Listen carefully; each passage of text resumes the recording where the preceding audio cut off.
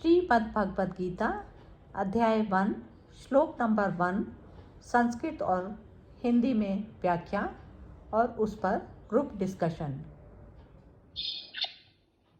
तमसो मा ज्योतिर्गमय मृत्योर्मा व्रतं गमय। ओम शांति शांति शांति। हाँ जी, ये इसका इंग्लिश का पार्ट आप अनामिका जी आप पढ़िए। नहीं, ये पढ़ेंगी अनामिका जी पढ़ेंगी, सब पार्टिसिपेट करेंगे इसमें। Om, lead me from the unreal to the real, lead me from darkness to light, lead me from death to immortality. May peace be, may peace be, may peace be. हाँ, तो ये इसमें ये बताया है, इसका मतलब कि जैसे हम मुझे शांति चाहिए शांति चाहिए शांति चाहिए, ये तो लास्ट हो गया, लेकिन अनरियल से रियल में मेरे को स्थापित करो, ये उससे देवी से प्रार्थना की जा रही है। तो अनरियल क्या चीज़ हो गई? जो हर चीज़ जो बदलती रहती है, तो वो सारी चीज़ें अनरियल में आ जाती हैं, चाहे वो हमारे थॉट्स हो गए, चाहे फिजिकल बॉडी हो गई, कुछ भी हो गया।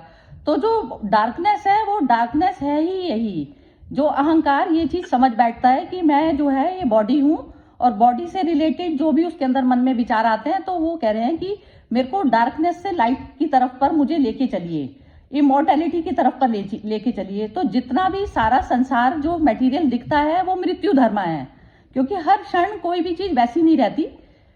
इमॉर्टैलिटी सिर्फ जो मैं है, सिर्फ वो इमॉर्टल है।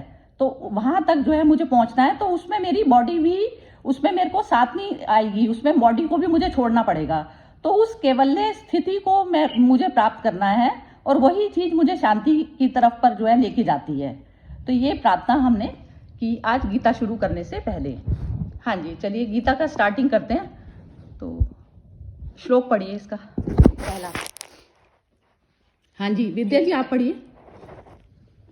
हाँ, धृतराष्ट्र उवाच धर्मक्षेत्रे कुरुक्षेत्रे समवेता युयुत्सव मामका पांडवाश्चैव किमकुर्वता संजय। हाँ जी, कपिल जी हिंदी पढ़िए इसकी। हाँ जी, धृतराष्ट्र बोले, हे संजय, धर्म भूमि कुरुक्षेत्र में एकत्रित युद्ध की इच्छा वाले मेरे और पांडु के पुत्रों ने क्या किया। हाँ जी, हाँ जी, ठीक है, बहुत सुंदर। तो अब इसमें धृतराष्ट्र है, ये सबको बैकग्राउंड तो पता ही है क्योंकि सब लोग गीता पहले कर चुके। तो धृतराष्ट्र वही हो गया कि जो हस्तिनापुर के राजा हैं।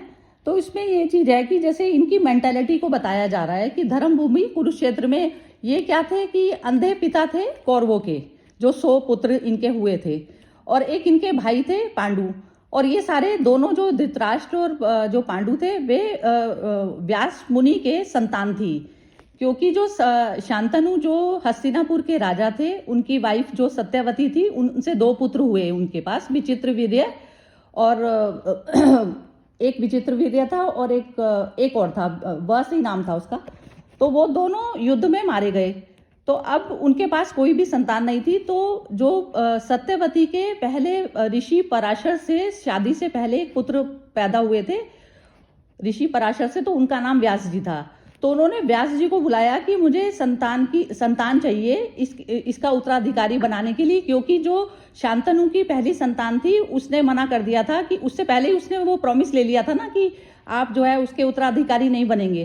तो अब संतान नहीं थी, तो इसके कारण जो उन्होंने फिर व्यास जी को बुलाया। तो व्यास जी से उनके धृतराष्ट्र और ये पांडु और तीसरा जो विदुर जो दासी पुत्र थे, तो 3 पुत्र पैदा हुए। लेकिन फिर उन्होंने बोला कि व्यास जी ने कहा कि माँ, तूने जिस काम के लिए मुझे बुलाया था तो वो मैंने पूरा कर दिया, अब मुझे वेदों को जो है डिवाइड करने का जो मैंने काम अपना हाथ में लिया हुआ है, तो मुझे जाना है। तो वो छोड़ के चले गए। तो इस प्रकार से उनका ये दिखाया जा रहा है कि जैसे वो लिप्त हुए, उन्होंने ऑर्डर माना उसका, क्या कहते हैं, सत्यवती का, माँ का माना, लेकिन फिर उसमें अटैच नहीं हुए। और ये पूरी महाभारत इनके अपने परिवार की थी, और उसको एज अ साक्षी की तरह से उन्होंने जो है इसको पेश किया, और पूरी तरह से जस का तस जो है उसको बता पाए। तो इस प्रकार से जब तक मनुष्य की स्वयं की स्थिति ऐसी नहीं हो जाती ना, तो तब तक वो और जैसे कहते हैं ना, हमारा मन जो है बार बार अटैच होता है ना उसमें, संसारिक चीजें में मन चाहता तो शांति है, एक तरफ तो उसे आत्मा से प्यार है, लेकिन वो मटेरियल जगत में जब फंसता है तो वो सारे रिश्ते नाते ये सब जो है उसमें फंस जाता है। तो उसको जो दुख आता है वो बार बार जैसे उसको स्थापित तो उसमें होना है, लेकिन वो जो संसारिक जो भोग हैं वो उसको तृप्त नहीं कर पाते, चाहे कितने भी वो जो है उसको प्राप्त हो जाए। तो ये अवस्था अब धृतराष्ट्र की हो रही है। धृतराष्ट्र जो है जन्म से अंधे थे। अब देखिए इसमें धृतराष्ट्र की मेंटेलिटी को बताया जा रहा है कि इसमें आप देखिए कि सूक्ष्म तल पर आप जब जाएंगे तो आपको खुद पता चलेगा कि धृतराष्ट्र संजय से पूछ रहे हैं। संजय जो उनके सारथी थे, सारथी इनको भी व्यास जी ने ही दिव्य दृष्टि दी थी, जिसके कारण ये युद्ध में घटी घटनाओं को जस का तस धृतराष्ट्र को बता पाए। धृतराष्ट्र को भी देने के लिए कहा था व्यास जी ने, लेकिन धृतराष्ट्र ने मना कर दिया, क्योंकि आप देखिए कि जब हम कोई भी गलत काम करते हैं तो हमारा अंतरतम की जो हम अपनी आत्मा को खो देते हैं, और फिर वो एक डर में एक मनुष्य जो है जीता है। तो इस कारण ही उनको पता था, ऐसा नहीं है कि एक गहरे तल में तो आत्मा से इंसान जुड़ा ही है ना, तो उसमें पता तो था उन्हें कि जो है ये सब गलत हो रहा है। तो वो चीज अपने हाथ से देखना नहीं चाहते थे। एक तरफ तो उनका हिस्सा जो था डरा हुआ, और एक तरफ उनको क्रियोसिटी भी पूरी तरह से हो रही है कि युद्ध क्षेत्र में जो है मेरे और पांडु के पुत्रों ने, जब पांडु उस पर रहा ही नहीं, पांडु की मृत्यु हो गई, और पांडु के जो पुत्र थे वो उनके जैसे कह दीजिए ताऊजी के, वो ताऊजी लगते थे उनके। तो अब इस कारण उनसे भी उनको प्रेम होना चाहिए था पूरी तरह से। अब पांडु जब है नहीं तो उनकी जिम्मेवारी बनती थी उनको देख रेख में रखें, लेकिन ये धृतराष्ट्र की कुटिल मानसिकता थी कि जो उन्होंने अपने पुत्रों को ही प्रेफरेंस दिया, और उसमें कह रहे हैं कि जो है मेरे और पांडु के पुत्र, अब इनके लिए यही शोभनीय बात नहीं थी। तो आप देखिए कि तो इसलिए ये मानसिकता जो झलकती है, तो यही हम लोगों का हाल है। तो हम मटेरियल जगत को जब भी इंपॉर्टेंस देंगे तो हम अपनी आत्मा को खोते चले जाते हैं। तो ये चीज है। तो अब इसमें आप सुरेश जी से एक बार राय लेते हैं इनसे कि मेरा ठीक। सुरेश जी आप बोलिए अब कुछ। मैं तो अभी सुनूंगा, क्योंकि भगवत गीता का जितना का अध्ययन और मनन और चिंतन आप सभी का है, तो मैं सीखने के लिए ही इस प्लेटफॉर्म पर हूँ।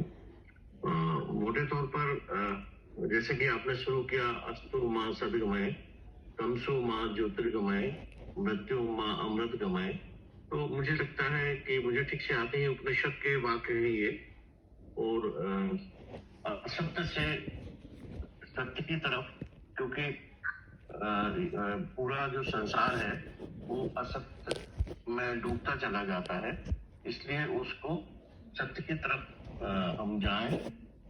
तमसो माँ ज्योतिर्गमय, मतलब अंधकार से हम प्रकाश की तरफ जाएं, तो मृत्यु माँ अमृत गमय, मृत्यु से अमृत की तरफ जाएं। तो ये जब हम वचन, गीता के वचन सुनते हैं, उसके पहले जो आपने प्रारंभ किया, ये अद्भुत वचन है। मुझे लगता है कि इससे अच्छे वचन पृथ्वी पर बहुत कम कहे गए हैं, और उससे जो आपने इसका प्रारंभ किया है, तो हम इसी भावना से गीता का श्रवण करें कि हम इन तीन जो चीजें हैं उनको ध्यान रखें कि हम ये सब क्यों कर रहे हैं, संसार में हम क्यों हैं। हम इसीलिए हैं कि हम असत्य से सत्य की तरफ चले, अंधकार से प्रकाश की तरफ चले, और मृत्यु से अमृत की तरफ चले। जो मेरी जो समझ महाभारत के बारे में, गीता के बारे में है, वो सिर्फ इतनी ही है कि श्री कृष्ण ने जो कुछ किया है वो भागवत में है, और जो कुछ कहा है वो गीता में है। तो उनका कहा और किया दोनों हमको अपने में समा लेने जैसा है।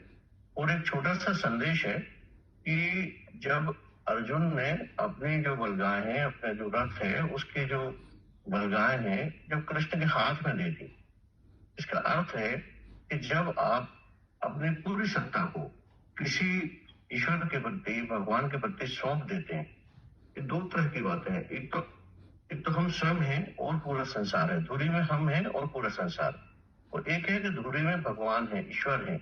यदि हम उनको अपने बलगां, जब रथ की उन्होंने अपने बलगां सौंपी दी उनको, इसका मतलब है कि अब वो जो कुछ करेंगे वह अच्छा ही होगा, वो जो करेंगे उनके हिसाब से ही सब कुछ होगा। और हमें तो पहला सूत्र तो यही है कि उन्होंने अपना रथ जब सौंप दिया तब फिर हमें चिंता नहीं होना चाहिए। और यही अर्जुन बहुत भ्रम में है, प्रारंभ में बहुत भ्रम में है कि मेरे सभी संबंधी, मेरे कुटुंब के लोग, मेरे सब में कैसे इनके साथ युद्ध करूं।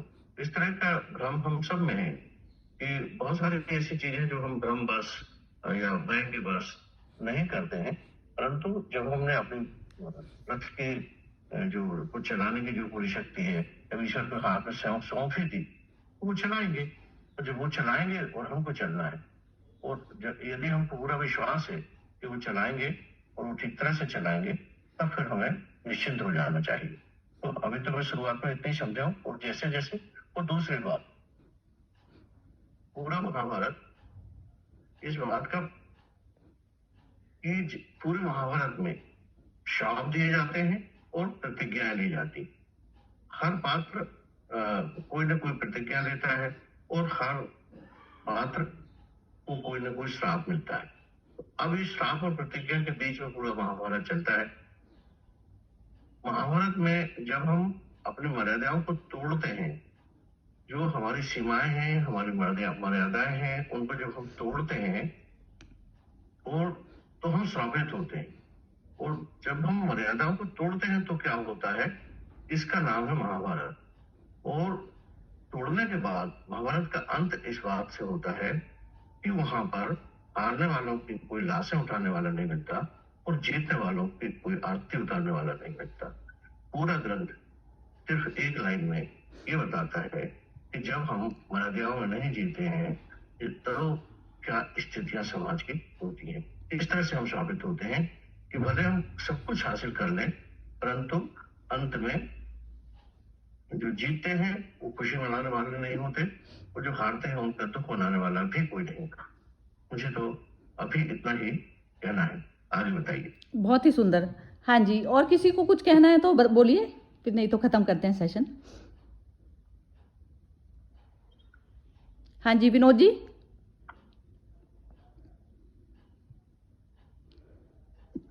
हाँ जी बिल्कुल। खाली वो सॉरी,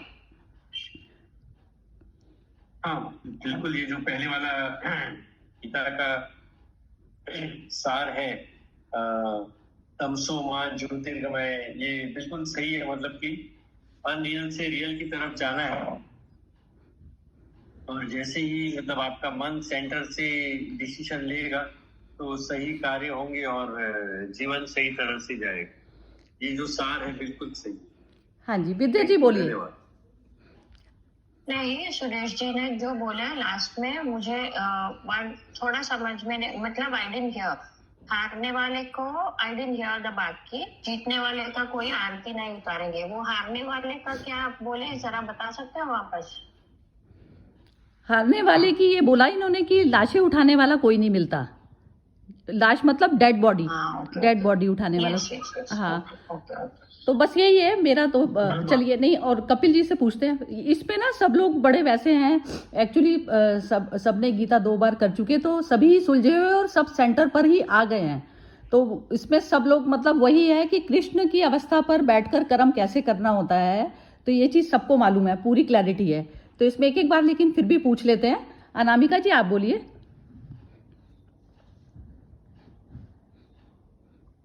नहीं, मुझे आज का एक बात तो अच्छा लगा कि अगर हम कुछ भी गलत करते तो हमारी अंतरात्मा तो हमें आवाज देती ही है कि हम गलत जा रहे हैं। परफेक्ट। हाँ जी, कपिल जी आप बोलिए। हाँ जी, आई थिंक सुरेश जी ने एक अच्छी बात बताई। इसमें जो भगवत गीता में हम बार बार करते हैं कि अर्जुन ने अपना जो भी तो कुछ था अपना कृष्ण जी को समर्पण कर दिया, और भरोसा ये किया कि डेफिनेटली जो भी होगा अच्छा होगा। सो ये हमेशा ये भगवत गीता का सबसे बड़ा आई थिंक लेसन है। सो ये मेरे को बताना था। परफेक्ट। हाँ जी, मोना बोलिए आप।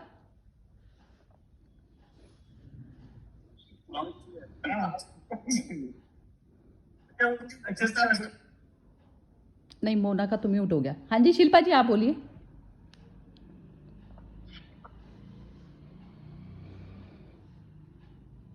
शिल्पा जी म्यूट है आपका।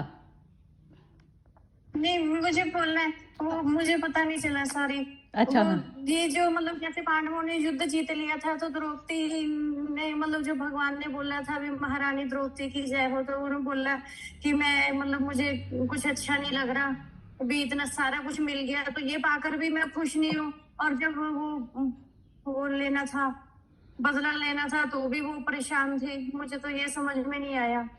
बीता वो कह रही थी भी इन्होंने कौरवों ने ऐसे किया तो वो बदला भी लेना है, और जो बदला ले लिया तो भी वो खुश नहीं है। तो भी भगवान ने कहा अब तो तुम्हें सारा कुछ मिल गया, अब तो तुम्हें खुश होना चाहिए। तो भी वो कहती है भगवान मैं अभी भी खुश नहीं हूँ, मेरा मन अशांत है फिर भी। तो ये बोल हमारे, दिया मैंने। हाँ, ये हमारे अपने मन की अवस्था है। ये हम ना ऐसे खुश ना वैसे खुश, लेकिन जब तक हम मुझे मटेरियल, लगता है आम इंसान ऐसे ही हाँ। होते हैं, है ना, किसी भी सिचुएशन में परफेक्ट है, हाँ बिल्कुल मतलब परेशान ही रहता है। ठीक है, बिल्कुल। हाँ जी, और कुछ, और कोई बोलना चाहता है? शिल्पा जी आप बोलेंगी? सरिता जी, सुरेश जी ने बहुत अच्छे से बोला है, that was quite clear, nothing more. अच्छा ठीक है, बस यही है। चलिए, बहुत सुंदर रहा आज का सेशन। एक ही श्लोक करते हैं, फिर वो संजय का, हाँ संजय का जो है स्टार्ट होगा, तो नेक्स्ट वीक मिलते हैं फिर। ठीक है, तो 8:45 पे रहेगा। तो सुरेश जी आप यदि आ जाएंगे तो बहुत ही अच्छा लगेगा, क्योंकि आपके आने से तो नहीं, मुझे बहुत कुछ सीखने मिलेगा आप सबसे, और मेरी रुचि है कि मैं गीता को ठीक तरह से समझ पाऊँ। तो आप सब ने चूंकि पहले भी कर लिया है, और मुझे ये बता दीजिए पुस्तक गीता जो है मूल पुस्तक, उससे ही लेना है हमको कि उसके किसी? ये जो गीता प्रेस गोरखपुर की है ना, तो इसमें सिर्फ हिंदी ट्रांसलेशन वाली ली हुई है सबने, एक ही गीता को फॉलो करके। हाँ, गीता प्रेस गोरखपुर की है, राम सुखदास जी की। हाँ जी, तो वही है। तो आप उसकी एक फोटो डाल दीजिए मैं तो। हाँ, विनोद जी डाल देंगे। हाँ जी, तो ठीक है फिर। तो इसमें बस ये जितना भी रहेगा सेशन, मतलब लंबा जरूरी नहीं है, चाहे 20 मिनट का रहे चाहे 25 मिनट का। तो आज का एक ही श्लोक पर खत्म करते हैं, और बाकी किसी का कोई क्वेश्चन हो, कुछ हो, तो सब अपना नेक्स्ट सेशन के लिए प्रिपेयर रखें माइंड में, जो भी चीज़ें जिसके जो भी पैदा होती हैं और जो भी क्लैरिटी जिस पे चाहिए, तो ये सुरेश जी भी गाइड कर सकते हैं, और बाकी सब लोग यहाँ सुलझे हुए हैं सब। तो सभी लोगों का बहुत अच्छा जैसे इसमें चल रहा है, जैसे कहते हैं ना, एक परिपक्व साधना के लेवल पर बैठकर जब लोग बोलते हैं तो उसमें एक मजा आनंद आता है। जैसे कहते हैं ना, ब्रह्म ही ब्रह्म को आनंद, ब्रह्म ही ब्रह्म का स्वाद लेता है, तो वो चीज है इस ग्रुप में। तो बहुत अच्छा रहा। चलिए ठीक है, थैंक यू सुरेश जी, और थैंक यू सभी का बहुत बहुत शुक्रिया कि आप लोगों ने ये जो है इसका पार्ट बनकर इस गीता सेशन को सक्सेसफुल बनाया। Thank you very much. चलिए, जय श्री कृष्णा। जय श्री कृष्ण।